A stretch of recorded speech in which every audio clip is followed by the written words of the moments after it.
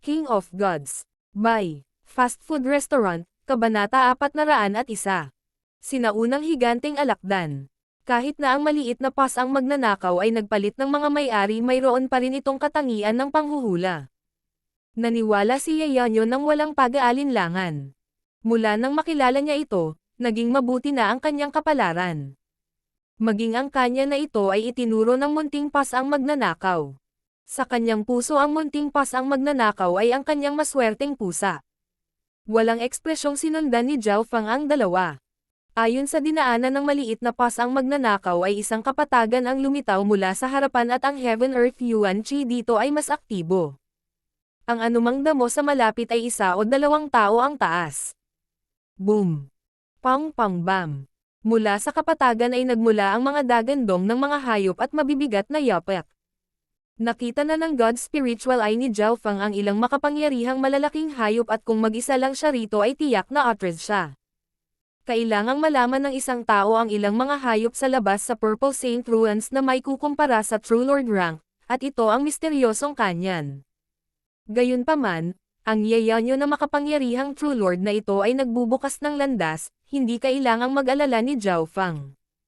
Sa pagpasok nila ng 100 yarda sa kapatagan, lumitaw ang napakalaking kayeg ng ilang yarda na metal na toro na may mga spike sa likod. Matigas ang kanilang mga katawan, at ang kanilang mga yapak ay nagpang-inag sa lupa. Ironback Raging Bull, isang halimaw na may malabong sinaunang linya ng dugo. Malakas ngunit madaling magalit at kadalasang kayang durugan ang ilang halimaw na may parehong antas hanggang mamatay. Kapag nagalit ito, maa-activate ang bloodline nito, at damable ang battle power nito. Nakilala ni Zhao Fang ang halimaw na ito. Ang Ironback Raging Bulls ay wala na sa Azure Flower Continent at narinig lamang sa mga sinaunang talaan at hindi malinis na mga bloodline. Ang pinakamahina sa pangkat na ito ng Ironback Raging Bulls ay nasa True Human rank at marami ang nasa True Mystic rank. Ang pinakamalakas na lakas sa pakikipaglaban ay malapit sa True Lord rank at siya ang hari ng sangkawan. Ang pagpasok ni Zhao Fang at ng kumpanya sa kanilang teritoryo ay agad na naging sanhi ng pag-atake nila. Ang Ironback Raging Bulls ay may maapoy na ugali at sinaunang linya ng dugo. Kahit na dumating ang isang True Lord rank magkakaroon sila ng lakas ng loob na lumaban. Boom! Daan-daang Ironback Raging Bulls ang naging sanhi ng pagyanig ng lupa habang sinusugod nila si Zhao Fang at ang kanyang kasama.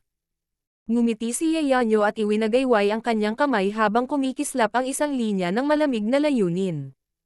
Mula sa ibabaw ay tila malambot at mahinahon ang pag-atake ni Yeonyo, na parang walang gaanong kapangyarihan. Gayunpaman, nagsikip ang mga balintataw ni Zhao Fang nang lumitaw ang pagkabigla sa kanyang mukha. Noon sa Sacred True Dragon Gathering ang laban ni Yu Tianhao at Xin Wuang ay tila simple ngunit ang kanilang kontrol ay umabot na sa limitasyon. Ang bawat aksyon ay naglalaman ng layunin na nagpapahintulot sa kanila na pumatay ng iba na kapareho ng antas tulad ng mga langgam. Ang sitwasyong ito ay lumitaw din kay Yeonyo, ngunit mas perpekto. Bam bam bam.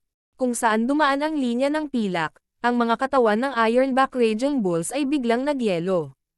Sa susunod na sandali, 12 ng mga Ironback Raging Bulls ang bumulwak ng mga bukal ng dugo habang sila ay bumagsak na patay at kinulayan ng pula ang lupa. Maaaring walang makita ang iba, ngunit malinaw na nakikita ng God Spiritual Eye ni Zhao Fang ang malabong pilak na linya na dumiretso sa balat ng mga toro at sa kanilang mga organo. Nangangahulugan ito na ang bawat toro ay tinusok ng hindi mabilang na mga butas. Gaano man kalakas ang kanilang depensa ang kanilang mga organo ay tinusok pa rin ng hindi mabilang na mga tuldok at iniwan silang walang buhay. Ang casual na galaw ni Yeonyo ay agad na pumatay ng 12 ng mga toro at tiyak na hindi magkakaroon ng ganitong kakayahan si Zhao Fang dahil malakas ang depensa ng mga toro na ito at kaya niyang isa-isa ang palad o sumulyap sa bawat isang ngunit ang pumatay ng 12 ng sabay-sabay ay isang bagay kahit na ang True Lord rank. Mahihirapan. Ang pagpatay ni Yeonyo sa malaking halaga ng Ironback Raging Bulls ay nagalit at natakot sa natitirang sangkawan. Ang mga mata ng mga toro na ito na may pula sa galit habang ang isang madilim na pulang ilaw ay nagsimulang lumitaw sa kanilang mga katawan at ang kanilang mga kapangyarihan sa labanan ay tumaas. Ang lakas ng labanan ng mga toro na ito ay nadobal. Nakaramdam si Zhao Feng ng malaking presyon at tumigas ang kanyang dugo.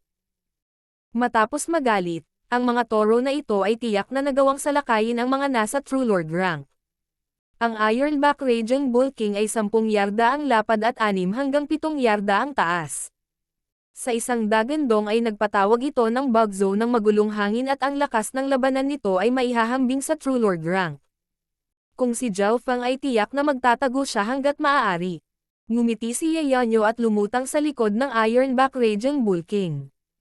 Woo! Isang ripple ng liwanag ng buwan ang pumaligid sa katawan ni Ye Yanyo, na nagmistulang Diyosa habang pilit niyang pinababa ang Ironback Raging Bull. Meow meow.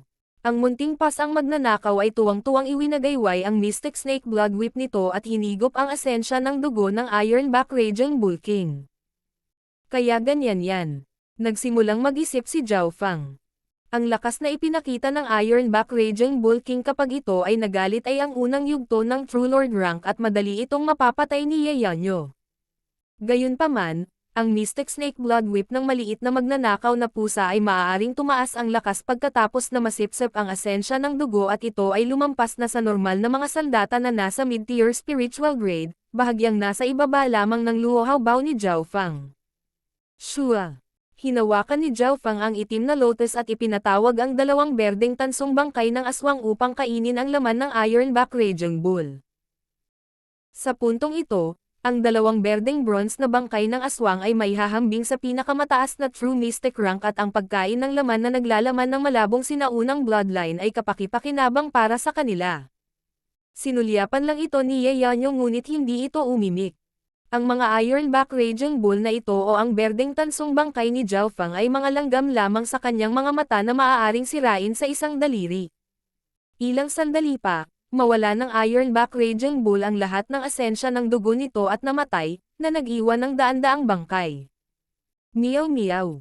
Ang munting pas ang magnanakaw ay mayabang na ibinuga ang dibdib pagkatapos ng kasiya siyang pagkain at naging dahilan ng paggigiik ni Ye Yanyo. Si Zhao Feng ay nanatiling walang ekspresyon at kukuha ng ilang kayamanan sa daan. Nasa unahan si Ye Yanyo na pinapatay ang mas malalakas na hayop at sumunod lang si Zhao Feng sa likod na umani ng mga gantimpala. Ang mga katawan na ito ay nagkakahalaga ng isang buong lungsod sa Azure Flower Continent at ang mga kamay ni Zhao Feng ay sumakit sa pagpulot ng mga bagay at sinisi na ang kanyang interspatial ring ay hindi sapat na malaki. Si Ye Yanyo ay tila napaka-casual at pipili lamang ng mga mahahalagang materyales.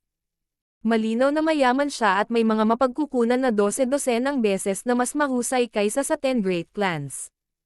Hanggang ngayon, mula sa lugar sa unahan ay may umuungol na nanginginig ang mga kaluluwa at ang buong bundok at ulap ay napuno ng nakakatakot na aura.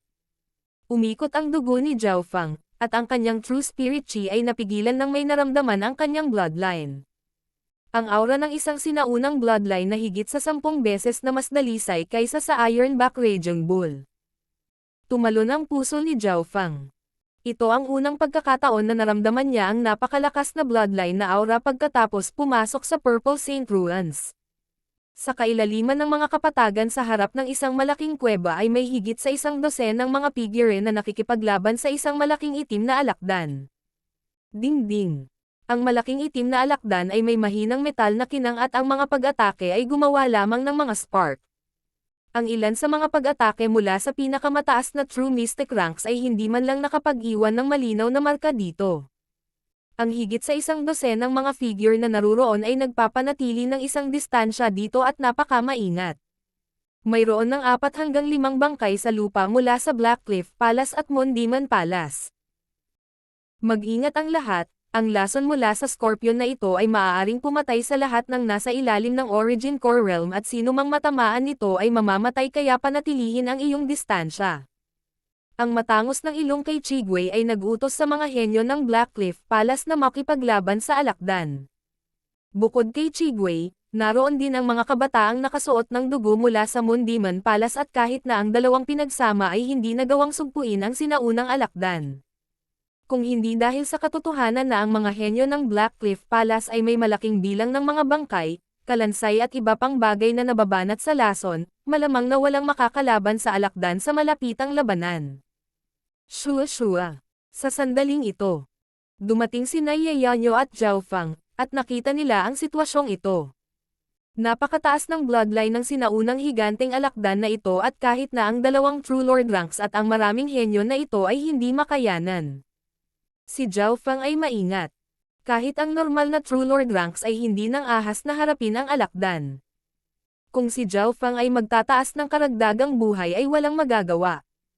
Kinokontrol ni Chigwei ang isang silver-lined na True Lord rank skeleton at 4 hanggang 5 iba pa malapit sa True Lord rank na pumipigil sa sinaunang higanteng scorpion. Dahil patay na sila, hindi na sila natakot sa lason ng alakdan.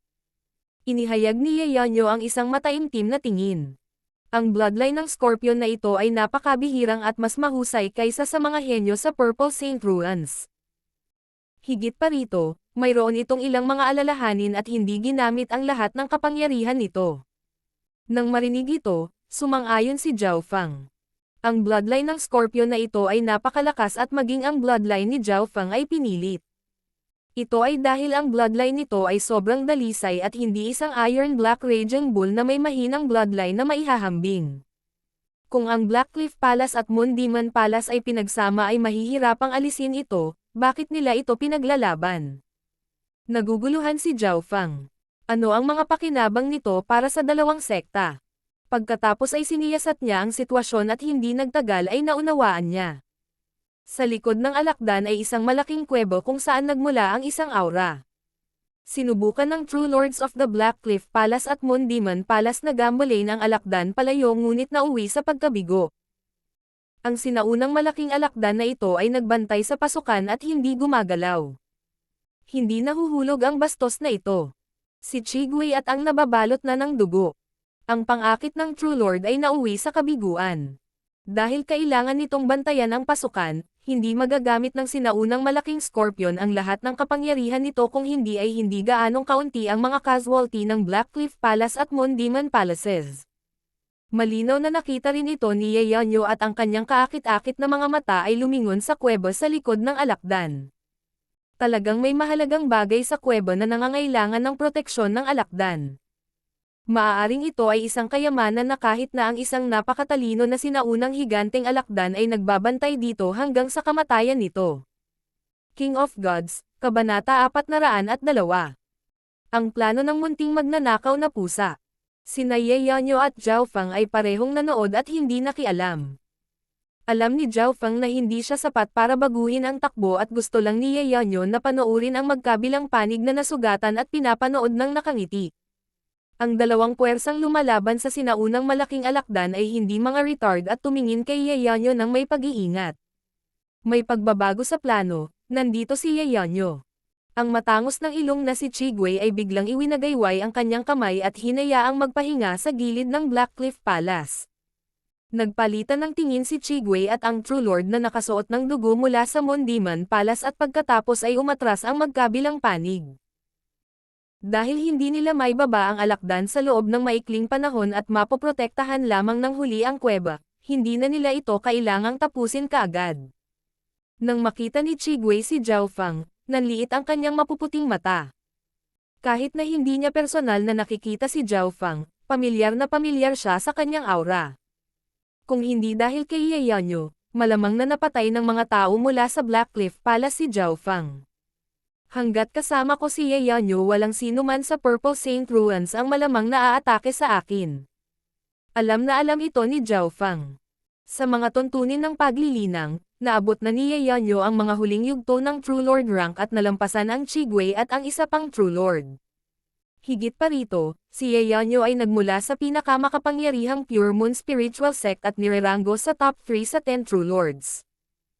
Kung magsasama-sama lamang si Chigwei at ang mga kabataang nakasuot ng dugo ay makakalaban nila si Ye Yanyo. Nang hindi nakikita, si Ye Yanyo ay naging isa sa pinakadakilang tagapagtanggol ni Zhao Fang. Kung mag-isa lang siya, mahihirapan siyang mabuhay sa Purple Saint Ruins at 10 beses na mas mahirap ipaglaban ang mga mana. Shua. Hinarap ni Chigwei at nang binata ang dugo kay Ye Yanyo at nagsimulang mag-usap ang tatlo. Ye Yanyo, dumating ka sa tamang oras, makipagtulungan sa amin at patayin ang alakdan na ito o tulungan itong magambala. Iminungkahi ni Chigwei. Tumanggo ang binata na nakasuot ng dugo. Ang dalawa sa kanila ay hindi ang sinaunang malaking alakdan Pasporo at kahit na maaari nilang patayin ito, alam kung ilan ang mamamatay. Ngayong dumating na si Yeonyo, mas mabuting tumulong siya sa halip na panoorin lamang ang magkabilang panig na nawawalan ng casualty. Una, maaari nilang bawasan ang kanilang mga pagkatalo at magkaroon ng mas malaking pagkakataon na matalo ang alakdan. Pangalawa, nag-iisa si Yeonyo at ang halaga ng mga reward na makukuha niya ay mas mababa kaysa sa kanila pagkatapos nilang makapasok sa kuweba. Sa makatuwid, si Chigwei at ang iba pang mungkahi ng True Lord ay matalino. Tumayo si Yeonyo at hindi nagsalita. Nang makita ito, mabilis na idinagdag ng binatilyong nakasuot ng dugo. Goddess Ye, kakapasok lang ng mga multo ni Brother Chi at may tambak na mga kayamanan doon. Ang dahilan kung bakit hinaharangan ng sinaunang malaking alakdan ang kuweba ay dahil mayroong mag-asawang purong batang dugong sinaunang alakdan. Naniniwala ako na may isip din ito ni Goddess Ye. Oh, purong dugong mga batang sinaunang alakdan. Nagpakita ng interes si Yeonyo. Nakita ng lahat kung gaano kalakas ang sinaunang malaking scorpion at hindi na kailangang matakot sa 4 o 5 True Lord ranks ng sabay-sabay. Ang bloodline ng scorpion ay napakalakas, at ang lason nito ay maaaring pumatay sa True Lord ranks. Kung hindi dahil sa katotohanan na ang mga bangkay ng multo ng Blackcliff Palace ay perpektong nalabanan ang lason na ito, kung gayon kahit na dumating ang isa pang 2 True Lord ranks ay hindi ito magbabago. Ang mga sinaunang hayop na may pambihirang bloodline ay lubhang mahalaga sa labas ng mundo at nagkakahalaga ng higit pa kaysa sa mga normal na mature na hayop. Ang mga batang hayop ay mas madaling tanggapin bilang mga espiritual na alagang hayop at ang kanilang katapatan ay magiging napakataas.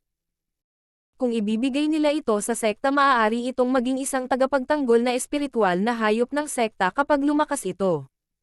Sa personal, maaari itong lumaki kasama ang may-ari nito at maging isang mahusay na katulong.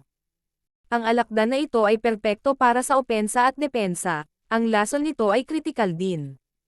Nalaman ni Zhao Feng na ang mga kakayahan ng sinaunang higanteng alakdan na ito ay halos perpekto, at hindi niya maiwasang ikumpara ito sa maliit na pasang magnanakaw.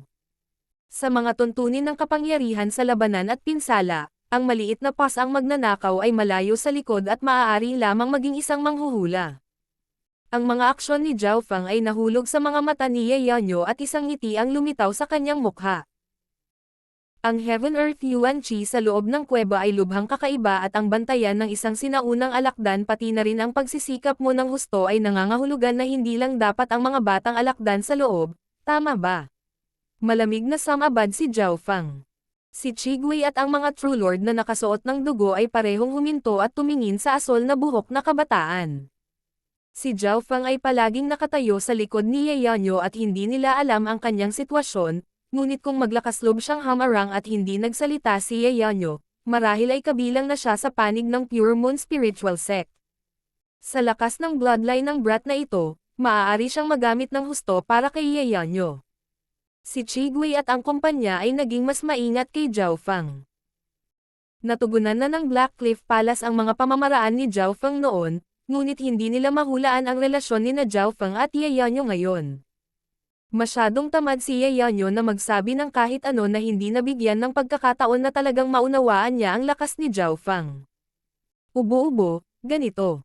Mayroong talagang ilang mga kayamanan doon tulad ng Earth Yin Poison Mushroom, Blood Glass Fruit, Life Returning Grass at iba pa. Sabi ng binatilyong nakasuot ng dugo at naantig pa si Yeonyo. Ang anumang sinabi niya noon ay sapat na para mamula ang mga mata ng True Lord rank at mapansin ng mga nasa Origin Core Realm. Earth Yin Poison Mushroom. Dapat na lumaki sa isang lugar ng Extreme Yin at sa loob ng 10,000 taon plus. Ang kabute na ito ay isang perpektong material para sa mga bangkay ng multo at sa parehong oras ay isa sa mga mapagkukunan upang lumikha ng mga nakamamatay na lason. Blood Glass Fruit. Isang extinct na kayamanan na lubos na makapagpapalaki ng cultivation at nagkaroon ng dobleng epekto sa mga cultivator ng Dao of Blood at nilikha mula sa pagtitipon ng asensya ng dugong yin. Nang marinig ni Zhao Feng ang dalawang bagay na ito ay nagsimulang tumibok ang kanyang puso. Maging ang ekspresyon ni Yeonyo ay nagbago. Ang blood glass fruit na ito ay talagang isang sovereign tier treasure sa Azure Flower Continent. Kung ang Scarlet Moon Religion Patriarch ay hindi patay at sa halip ay malubhang nasugatan, isa o dalawa lang ang tutulong sa kanya na makabangon. Kung makakakuha ako ng isa ay maaabot ko ang True Lord rank kahit na hindi ako cultivator ng Dao of Blood. Bumilis ang puso ni Zhao Fang. Ang blood glass fruit na ito ay nagbigay kay Zhao Fang ng pagkakataong ibalik ang mga bagay-bagay. Kung ang isang blood glass fruit ay ibinigay sa isang late stage na True Mystic rank o peak stage na True Mystic rank, maaaring masayang ang enerhiya nito. Gayunpaman, si Zhao Fang ay may mental energy level na True Lord rank at kayang sumipsip ng halos lahat ng enerhiya nito. Kung kumain siya ng isa at mag-iisa sa loob ng 10 araw o kalahating buwan na masira ang True Lord rank ay tiyak. Isinasantabi ang True Spirit Realm, ang Blood Glass Fruit ay naging kapaki-pakinabang para sa mga nasa Origin Core Realm. Sa kasamaang palad, ang kayamanan na ito ay wala na ngayon sa Azure Flower Continent. Ang iba pang Earth Yin Poison Mushrooms at Life Returning Grass ay nasa parehong tier din sa Blood Grass Fruit. Life Returning Grass. Biglang may naisip si Zhao Fang. Life Returning Grass. Isang kayamanan na nilikha ng langit at lupa. Hanggat mayroon kang isang maliit na bahagi ng buhay maaari nitong pagalingin ang iyong mga pinsala. Ang Elixir of Life mula rito ay maaari ding magpagaling ng mga pinsala at magpahaba ng buhay. Biglang may lumitaw na boses sa isip ni Zhao Fang. Kung gusto mo talagang gantihan ako, abutin ang pinakamataas na 20 sa Sacred True Dragon Gathering at kung makakakuha ka ng ilang Elixir of Life, Life Restoring Pills o mga katulad na bagay sa buhay, lubos akong magpapasalamat. Bumalik sa pangunahing punong himpilan ng Iron Blood Religion, sinabi ito ng makapal na kilay na elder na inirekomenda ni Timo kay Zhao Fang. Dahil doon ay nagawang tumapak ni Zhao Fang sa Dao of the Soul at nadagdagan ang kanyang kakayahan sa mata. Ang Elixir of Life na binanggit ng misteryosong elder ay maaaring gawin mula sa Life Returning Grass at ang Life Returning Grass ay mas mahalaga kaysa sa Elixir of Life. Sa sandaling ito, sa wakas ay naunawaan ni na Zhao Fang at Ye Yanyo kung bakit hinarangan ng sinaunang alakdan ang kuweba. Ito ay hindi lamang pagprotekta sa kanyang anak, ito ay nagbabantay din ng mga kayamanan. Papatayin natin ang alakdan na ito nang magkasama pagkatapos ay hatiin ang mga gantimpala sa loob depende sa ating kakayahan. Si Chigwei at ang kumpanya ay walang itinatago. Kung walang sapat na benepisyo, hindi nila magagamit si Ye Yanyo. Naisip na ni Zhao Fang na ang Blood Glass Fruit at iba pang mga kayamanan ay hindi lamang ang nasa loob. Sa pag-iisip hanggang dito ay napuno ng pananabik ang kanyang puso. Pagkatapos, ang tatlong True Lord rank ay nakipagtulungan at inatake ang sinaunang alakdan. Ang Pure Moon Spiritual Sect, Moon Demon Palace, Blackcliff Palace ay nagsama-sama ng isang beses. Shua.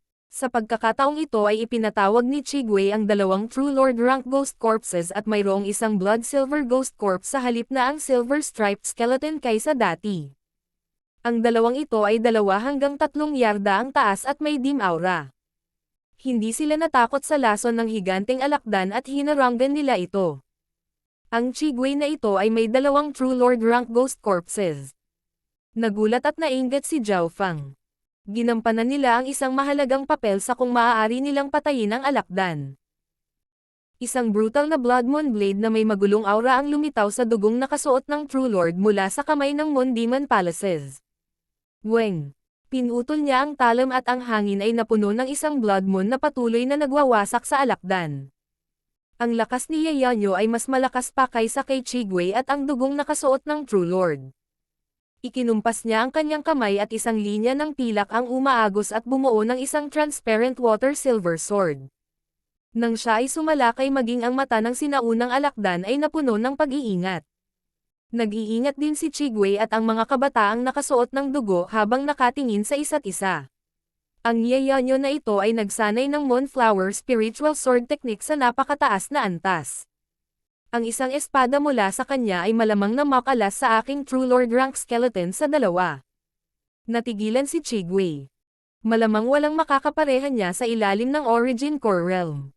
Huminga ng malalim ang binatilyo na binata. Sa 3 panig, Ang Moon Palace at Blackcliff Palace ay gumamit ng higit sa 100 tao samantalang si Yeonyo lamang ang umatake mula sa Pure Moon Spiritual Sect, ngunit sapat na iyon upang mabigla ang iba pang dalawang panig.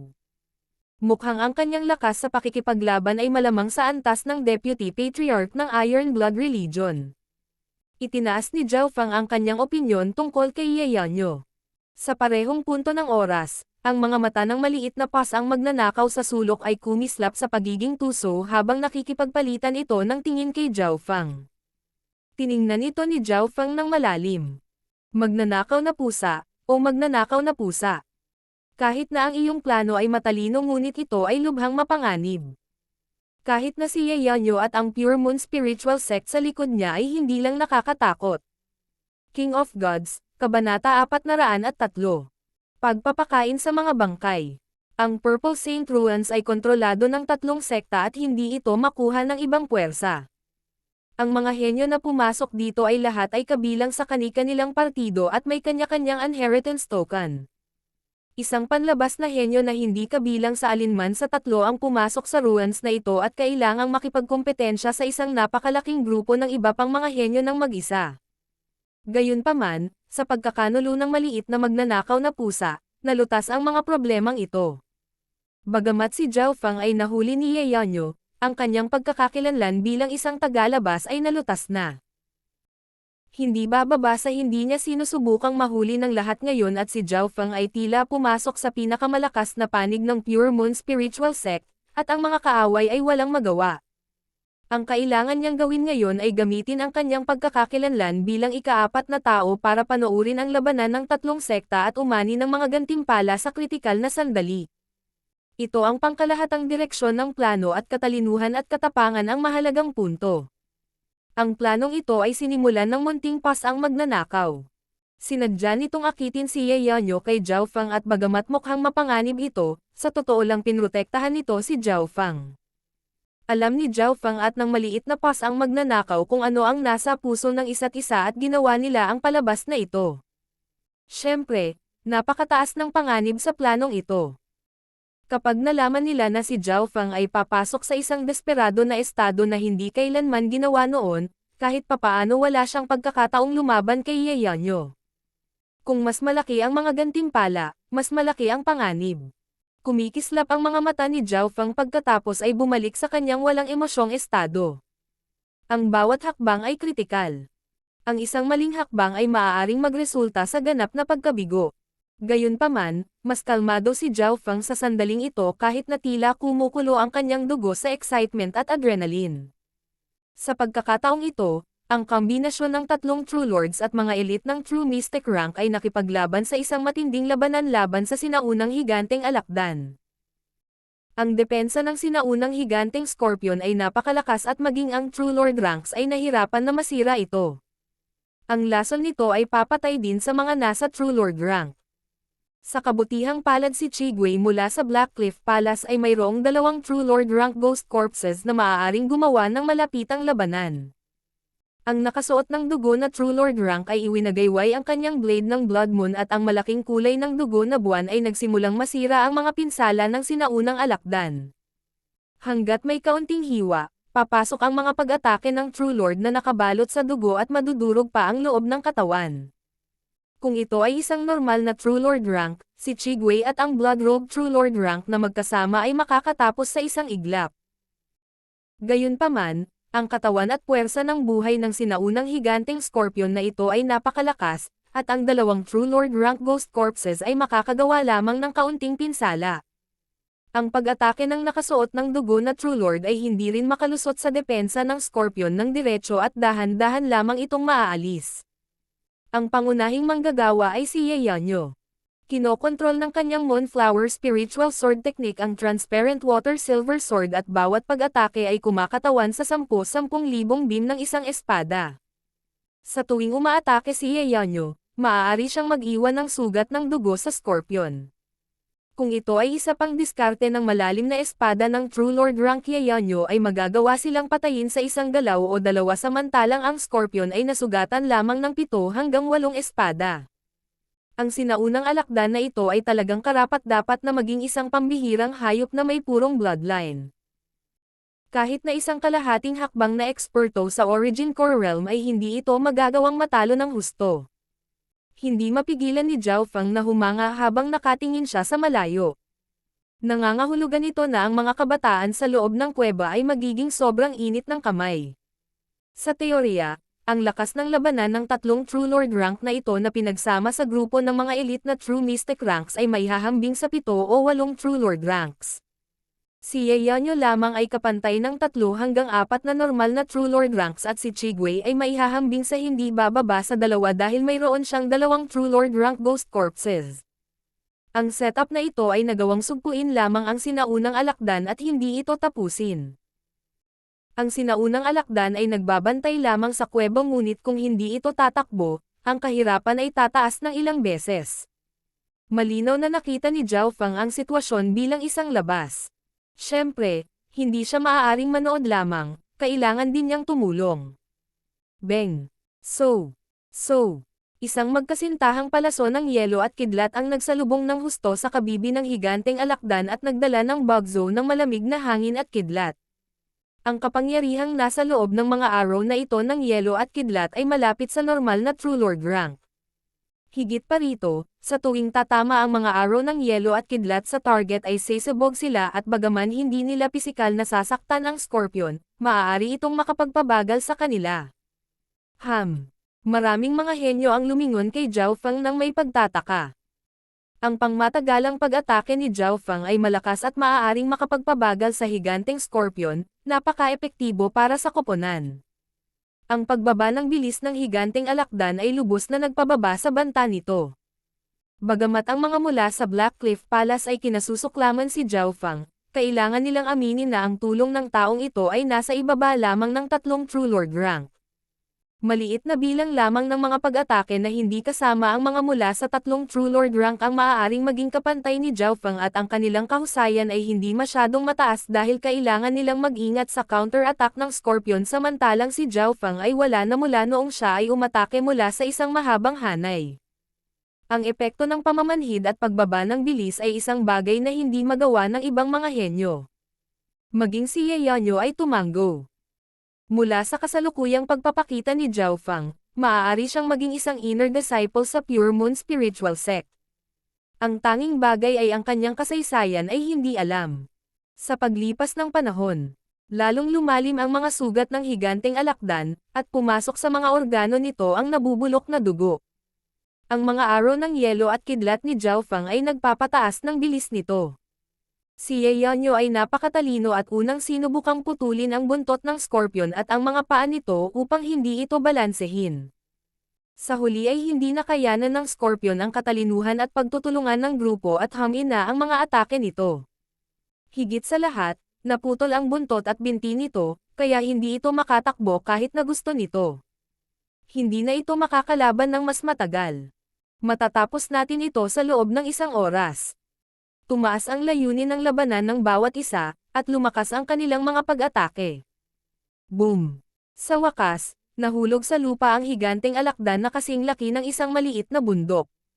Bago ito mamatay, marahas itong umatake at pinunit ang 2 henyo ng Moon Demon Palace na ilang yarda ang layo. Ang isa pang henyo mula sa Black Cliff Palace ay nalasan nito at namatay sa loob ng ilang paghinga. Ang lahat ay nakadama ng swerte. Ang huling counter-attack mula sa Scorpion ay maaaring agad na pumatay sa True Lord rank.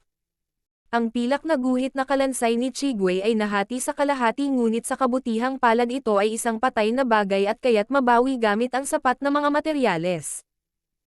Nawala na sa paningin si Zhao Feng nang dumating ang higanteng Scorpion at nagtago sa pagitan ng isang bitek sa mga bundok. Nang mamatay ang higanteng alakdan, agad na sinugod ni Zhao Feng ang bangkay.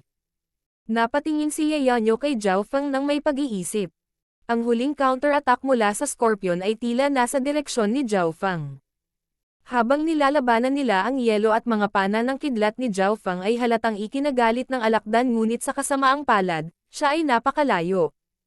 Pagkatapos noon, nagsimulang talakayin ng 3 panig kung paano hatiin ang mga gantimpala ng sinaunang alakdan. Si Yeonyo ay hindi masyadong interesado sa katawan ng Scorpion bukod sa pinakamahalagang panloob na core at mga kuko. Ang kanyang pangunahing pokus ay ang mga kabataan at ang mga kayamanan sa kuweba.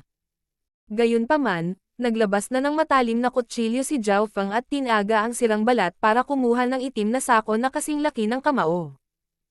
Ito ang sako ng lason ng sinaunang alakdan. Ito lang ang gusto ko. Inilagay ni Zhao Feng ang sako ng lason. Ang dahilan kung bakit siya nag-effort noon ay dahil dito. Si Ye Yanyo ay isang purong matuwid na diyosa at tiyak na hindi magiging interesado sa maruming sako ng lason na ito. Ito ang lason na sako ng sinaunang alakdan at ang halaga nito ay nasa ibaba lamang ng panloob na core ng alakdan. Ang mga mula sa Blackcliff Palace ay agad na hindi nasisiyahan. Sa katotohanan, ang sako ng lason ay lubhang kapaki-pakinabang para sa mga nasa Blackcliff Palace. Sinanay nila ang Tao of Corpses and Ghosts. Kapag ang mga bagay na lason ay idinagdag sa kanila, ito ay tulad ng pagdaragdag ng mga pakpak sa isang tigre. Walang alinlangan na ang sako ng lason ng sinaunang higanteng alakdan ay perpekto, ngunit ang bilis ni Zhao Feng ay masyadong mabilis. Ang kanyang God Spiritual Eye ay nakalak na sa posisyon ng poison sac at agad itong kinuha.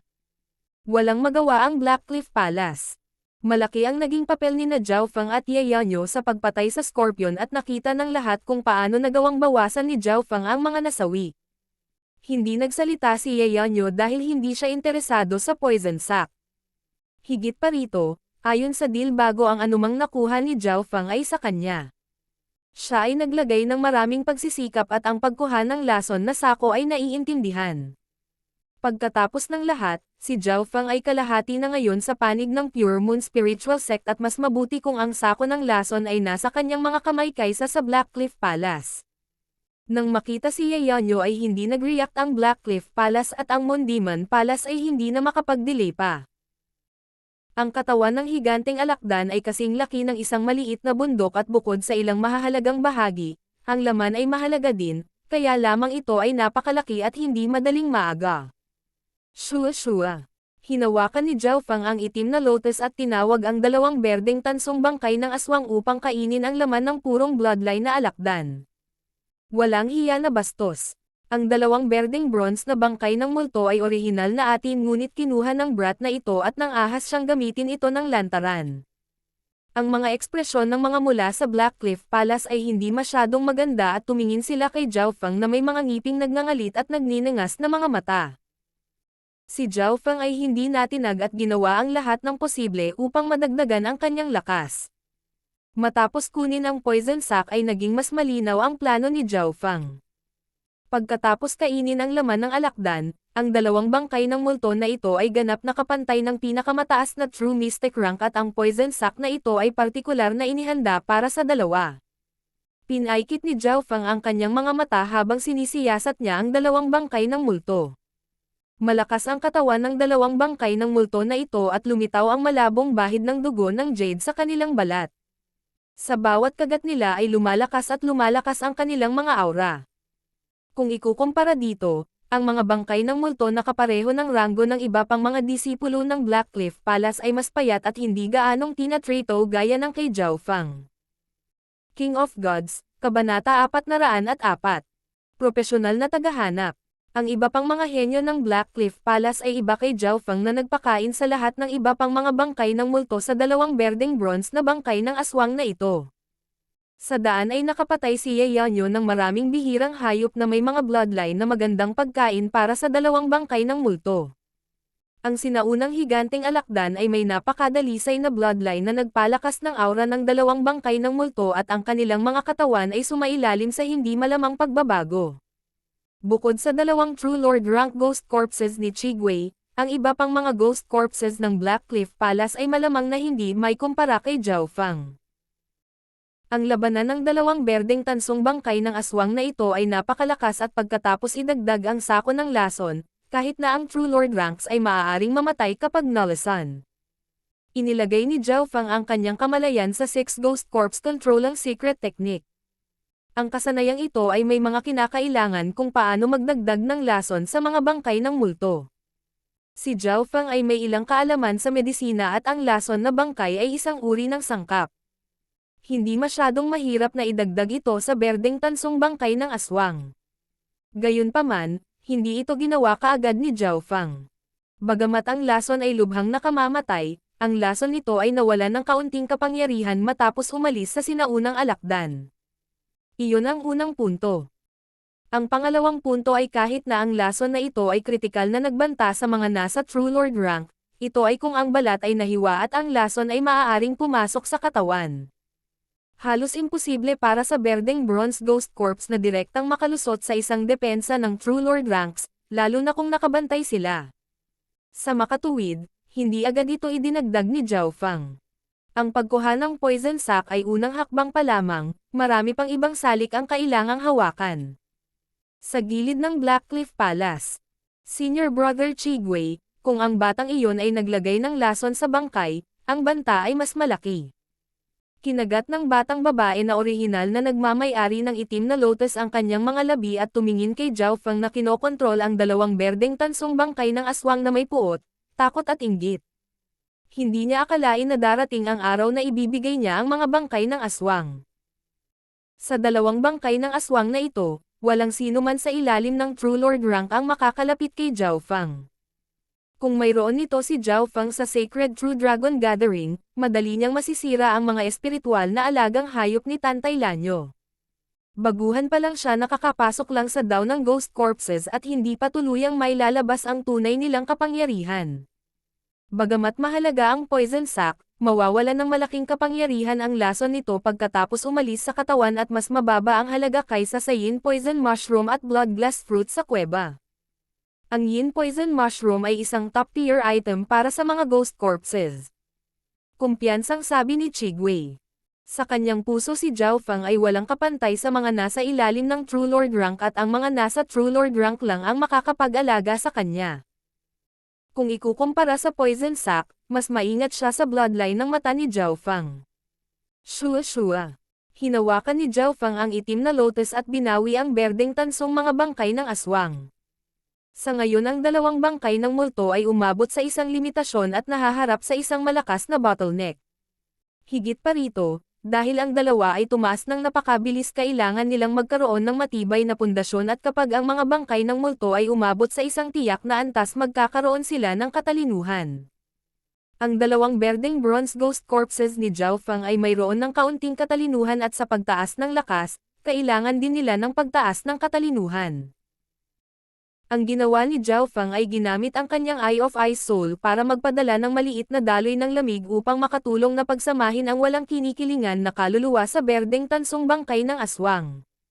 Sa harap ng kuweba, ang tatlong partido ay nag-ayos ng kaunti at nagpasya na hampasin ang mga samsam ng digmaan sa loob ng yungib. Lahat ng makukuha natin ngayon ay nakasalalay sa ating kakayahan. Ang figure ng dugong nakasuot ng True Lord ay kumislap habang siya ay nawala sa kuweba. Ang sinaunang alakdan ay naalagaan at malamang na walang gaanong panganib sa kuweba. Hahatiin ng tatlong panig ang mga samsam. Kumpara sa iba pang Zhao Fang at Ye Yanyo ay may mas kaunting bentahe dahil mas kaunti ang mga tao at ang bilang ng mga kayamanan na makukuha nila ay tiyak na mas kaunti kaysa sa iba pang dalawang panig. Tara na.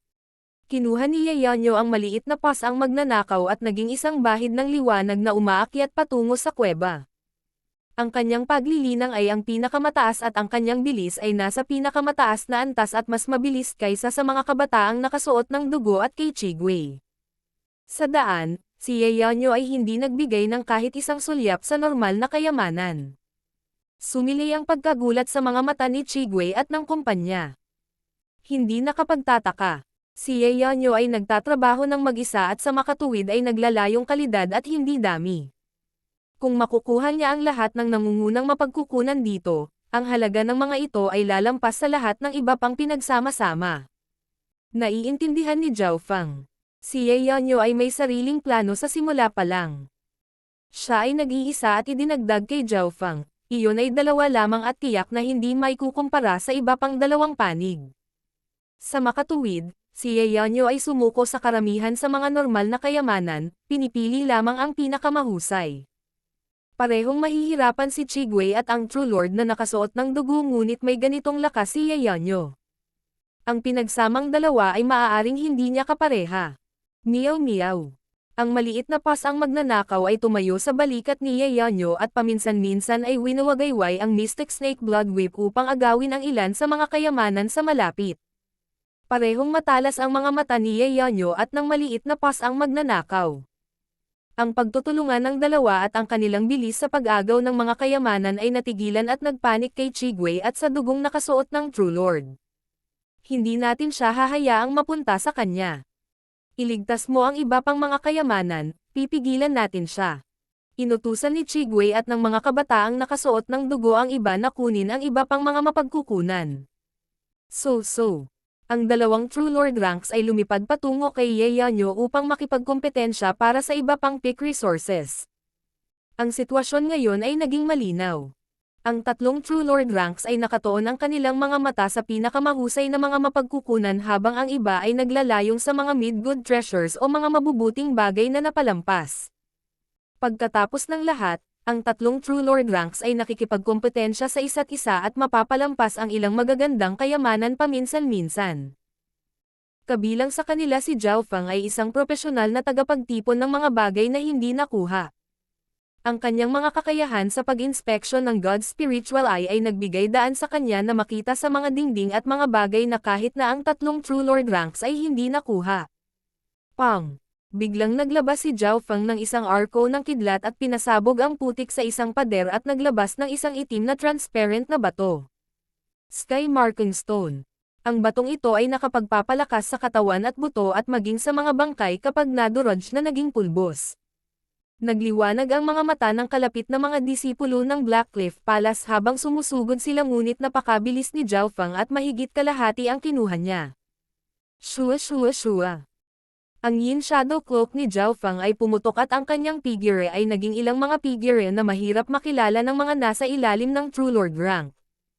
Bagamat kinukuha niya ang mga hindi nakuhang item, kailangan niyang panatilihin ang isang tiyak na distansya sa pagitan ng tatlong True Lord ranks, hindi masyadong mabilis o masyadong malapit. Kung siya ay masyadong malapit ay maaaring tamaan siya ng natitirang alon ng enerhiya mula sa kanilang labanan. Kung siya ay napakalayo ay maaaring makaligtaan ni Zhao Feng ang ilang mga pagkakataon na magpapahinto sa kanyang plano. Maya-maya pa, biglang hiniwa ni Zhao Feng ang isang pader at pinunit ang dalawang dark green gourds. Green Spiritual Gourd, isang mahiwagang bagay na maaaring panatilihing sariwa ang mga halaman at mag-imbak ng mga nakakaagnas na gamot. Kaya ito ang Green Spiritual Gourd. Narinig ko na ang isang hari sa Void God Realm ay minsang naglagay ng kanyang kaluluwa sa loob nito habang siya ay malapit ng mamatay at muling isilang at nagnakaw ng katawan pagkatapos ng 100 taon. Ang mga henyo mula sa Blackcliff Palace at Moon Demon Palace ay tumitig kay Zhao Feng ng may katakawan at selos. Ang mga mula sa Blackcliff Palace ay maingat at bahagyang nag-aalangan dahil nakita nila ang nakakatakot na bloodline ng mata ni Zhao Feng noon. Bata, ibigay mo ang Green Spiritual Gourd. Dalawang henyo mula sa Moon Demon Palace na walang pakialam sa Pure Moon Spiritual Clan ay tumalon patungo kay Zhao Feng. Kahit na ang Green Spiritual Gourd na ito ay walang nakakagulat na kapangyarihan at hindi makapagpataas ng lakas ng isang tao, ito ay isang bihirang bagay at ang mga alamat nito ay nagbigay ng mataas na halaga. Baka maging ang mga sovereign sa Origin Core Realm o Kings sa Void God Realm ay magiging interesado dito at mangolekta ng isa o dalawa. Eye of Heart. Ang God Spiritual Eye ni Zhao Feng ay bahagyang nag-scan sa dalawa mula sa Moon Demon Palace at ang kanilang mga figure ay agad na nanlamig. Sa susunod na sandali, ding-ding, pen, G-Pang. Ang dalawa ay umatake sa isa't isa, ang kanilang mga mata ay puno ng walang limitasyong kasakiman. Kapag napuno ka ng kasakiman, doon ka nagkakaroon ng pagkukulang sa iyong emosyon. Malamig na ngumisi si Zhao Feng sa kanyang puso. Kapag may depekto sa puso ng isang tao, maaaring makaapekto ang Eye of Heart ni Zhao Feng sa mga nasa True Lord rank. Kinuha ni Zhao Feng ang dalawang Green Spiritual Gourd at sumunod sa likod ng tatlong True Lord ranks para hindi siya masyadong malayo. Ang lalim at espasyo sa loob ng kuwebang ito ay mas malaki kaysa sa inaakala. Nariyan ang paminsan-minsang alakdan, ahas, gagamba o surot na tumatalon paminsan-minsan at ang mga henyo ay mawawalan ng patong ng balat kung hindi mamamatay kapag nakilala nila sila. Ang puso ni Zhao Feng ay kalmado at patuloy na nagpapanatili ng distansya sa tatlong True Lord ranks habang kumukuha din ng mga mahalagang mapagkukunan sa daan. Solar Lunar Sky Bamboo Shoot Do. Nakakita ang God Spiritual Eye ni Zhao Feng ng ilang patak ng hamog malapit sa ilang mga sanga ng kawayan at ang liwanag ng buwan ay tila sumisikat dito sa maliliit na butas sa dingding. Sa malaking kuwebang ito na may labanan sa lahat ng dako, napakahirap mapansin ang mga patak ng hamog na ito. Ang Solar Lunar Sky Bamboo Shoot Do ay umiiral sa mahalumigmig na mga lugar na may parehong paglilinis ng araw at buwan. Ang mas bihirang Sky-Yin Bamboo Shoots ay tumatagal ng 10,000 taon dagdag pa upang mabuo. Hindi napigilan ni Zhao Feng na mapalad na nakopya niya ang 10,000 plant illustration mula sa Broken Moon Clan. Kabisaduhin din niya ang impormasyon tungkol sa mga bihirang kayamanan at hayop saan man siya magpunta. Sa makatuwid si Zhao Feng ay may paglalarawan ng mga item na maaaring matukoy kung aling item ang mga ito kapag nascan ng God Spiritual Eye. Ang Solar Lunar Sky Bamboo Shoot Do ay hindi lamang maaaring balansehin ang yin at yang sa loob ng isang katawan at mapataas ang cultivation. Maaari din itong mapataas ang enerhiya ng pag-iisip at matulungan ang mga may mataas na pangunawa na maunawaan ang mga batas ng langit at lupa. Napansin ng mga malalapit na henyo ang mga kilos ni Zhao Feng at nagulat sila. Anong swerte meron ang brat na ito?